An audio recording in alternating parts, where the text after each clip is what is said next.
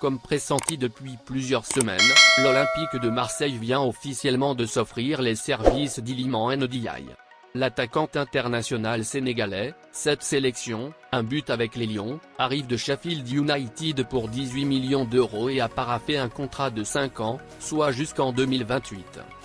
Une belle recrue pour l'OM, qui décroche un profil variant, capable d'offrir plusieurs solutions offensives.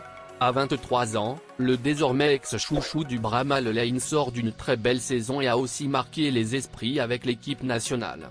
Après avoir bourlingué un peu partout durant sa formation, ayant même porté le maillot de l'OM et du Dakar Sacré-Cœur très jeune, Iliman Ndiaye a été repéré d'outre-Manche par Boreham Wood, à 15 ans. 3 ans plus tard et après un passage aux Rising Rollers, toujours en Angleterre, le natif de Rouen a rejoint Sheffield United pour accélérer une progression que tout le monde lui prédisait. Et il n'a pas déçu.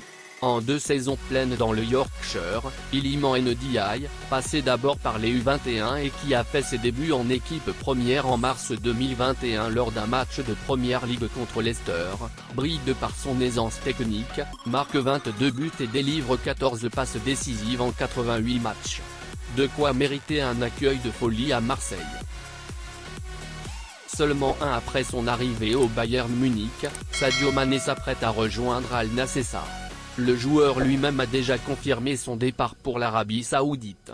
L'officialisation de cette décision devrait être annoncée dans les prochaines heures. Durant son bref passage au Bayern Munich, l'ancienne star de Liverpool aurait connu des performances décevantes causées par une grave blessure et des tensions avec certains coéquipiers. Interrogé lors d'une conférence de presse sur le départ de l'attaquant sénégalais, Thomas Tuchel, l'entraîneur du Bayern Munich, s'est dit triste, mais que c'était la meilleure solution. Nous avons convenu que nous n'aimons pas ce qui se passe maintenant mais que c'est le meilleur dans cette situation. Je comprends tout à fait qu'il se sente blessé. Je ne me sens pas non plus heureux. Parfois, les choses ne se passent pas comme on le voudrait. C'était un peu triste, on s'est embrassé dans une dernière conversation. On a envie de garder le contact. On n'a pas pu faire ressortir son plein potentiel. C'était la meilleure solution que nous pouvions trouver, a déclaré Thomas Tuchel.